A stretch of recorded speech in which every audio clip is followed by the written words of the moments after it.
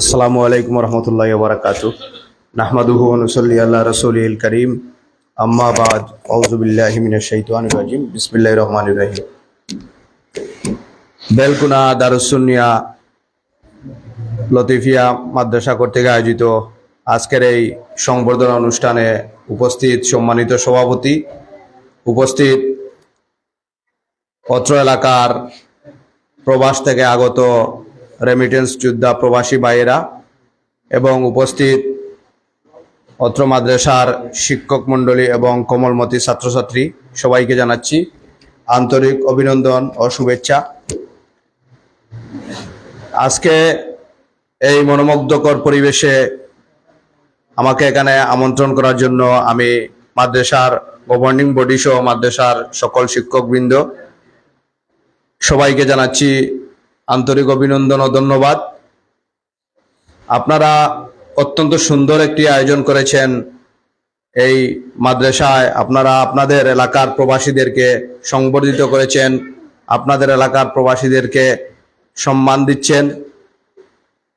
আসলে আমাদের এই বিশেষ করে আমাদের এই ৫ নং উত্তর ফেঞ্চিগঞ্জ ইউনিয়নের অনেকগুলা শিক্ষা প্রতিষ্ঠান আছে, স্কুল, কলেজ, মাদ্রাসা, মসজিদ, সব কিছুতেই প্রবাসীদের উল্লেখযোগ্য ভূমিকা রয়েছে।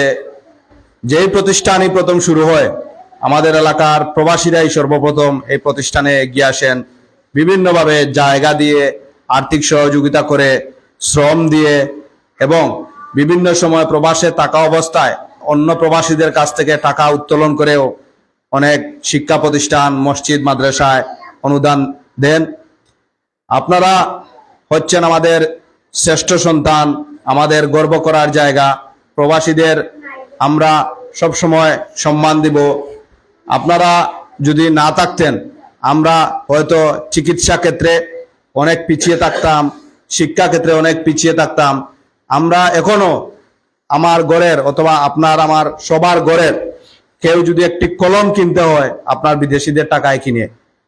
সুতরাং আপনারা প্রবাসীরা সব সময় আপনার পরিবারের পাশে থাকেন, এলাকার শিক্ষা প্রতিষ্ঠানের পাশে থাকেন, সব ক্ষেত্রে আপনারা ভবিষ্যতে থাকবেন এই আশা ব্যক্ত করছি। আর এই মাদ্রাসা হচ্ছে অত্যন্ত সুন্দর একটা লোকেশন, আপনাদের বেলকুনার মধ্যখানে অবস্থিত, বেলকুনা গ্রামের।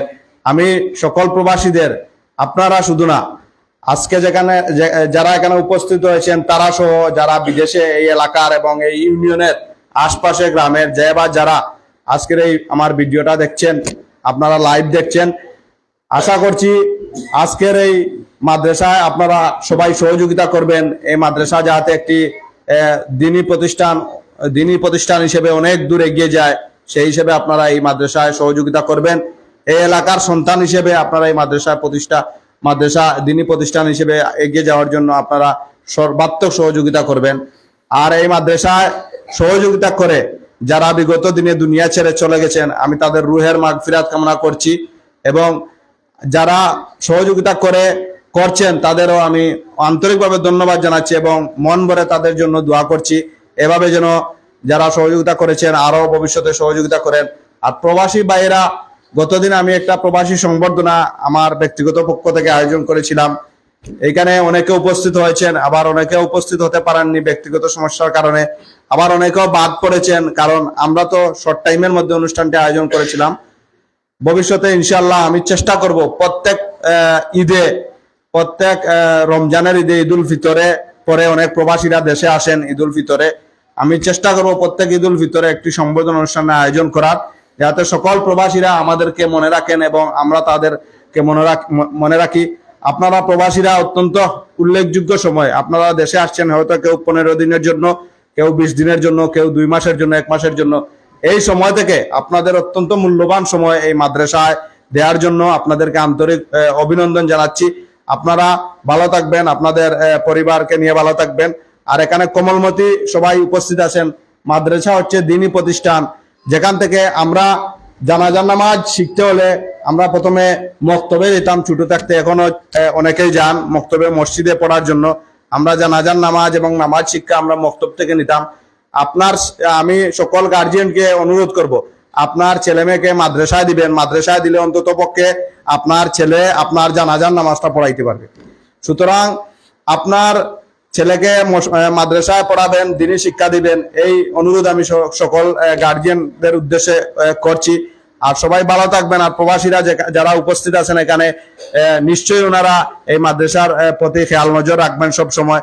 আপনারা ওনাদের সাথে যোগাযোগ করবেন, মাদ্রাসার গভর্নিং বডি সকলে। এখানে আমাদের 8 নং ওয়ার্ডের সদস্য উপস্থিত আছেন, উনিও ইনশাল্লাহ আমাদের ইউনিয়ন পরিষদের পক্ষ থেকে আমরা চেষ্টা করব এইখানে কোনো ডেস্ক বেঞ্চ দেওয়া যায় কিনা, অথবা আমার ব্যক্তিগত পক্ষ থেকেও আমি আপনাদের আশ্বাস দিচ্ছি ইনশাল্লাহ এখানে কিছু ডেস্ক বেঞ্চের ব্যবস্থা করে দিব। আর সবাই ভালো থাকবেন, সুস্থ থাকবেন। এখানে যারা উপস্থিত হয়েছেন সকলকে আন্তরিক ধন্যবাদ জানিয়ে আমি আমার বক্তব্য এখানে শেষ করছি। আসসালামু আলাইকুম রহমতুল্লাহি ওয়া বারাকাতুহু।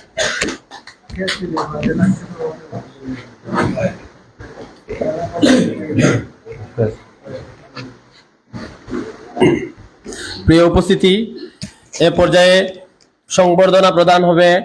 সংবর্ধনা প্রদান অনুষ্ঠানের প্রথম পর্বের কাছে সংবর্ধনায় যাদের নাম উল্লেখ করা হবে আপনারা দয়া করে সামনে এসে সংবর্ধনা গ্রহণ করার জন্য আহ্বান করছি। এ পর্যায়ে সংবর্ধনা গ্রহণ করার জন্য আহ্বান করছি জনাব জানু মিয়া ভাইকে, সৌদি আরব প্রবাসী জনাব জানু মিয়া ভাইকে সংবর্ধনা গ্রহণ করার জন্য আহ্বান করছি।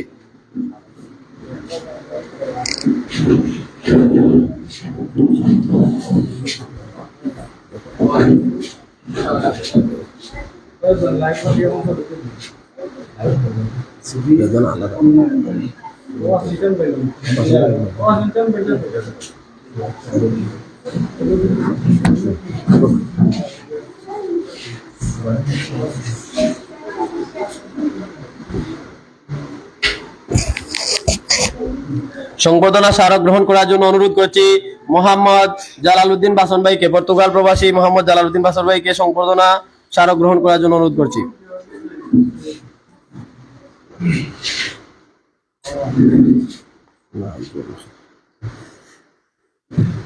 সংবর্ধনা স্মারক গ্রহণ করার জন্য অনুরোধ করছি জনাব মাহবুবুর রহমান ভাইকে, দুবাই প্রবাসী জনাব মাহবুবুর রহমান ভাই।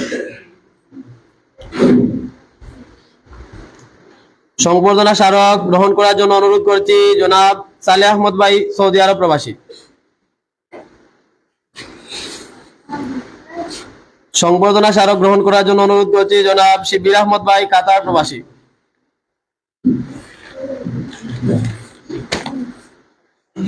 সংবর্ধনা স্মারক গ্রহণ করার জন্য অনুরোধ করছি জনাব হুসেন আহমদ, পর্তুগাল প্রবাসী। সংবর্ধনা স্মারক গ্রহণ করার জন্য অনুরোধ করছি জনাব অপু আহমদ, গ্রিস প্রবাসী।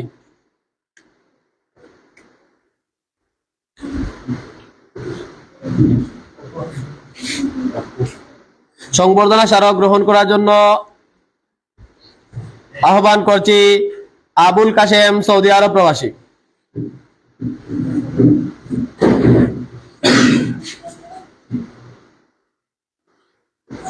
সংবর্ধনা স্মারক গ্রহণ করার জন্য আহ্বান করছি কাউসার আহমদ, দুবাই প্রবাসী।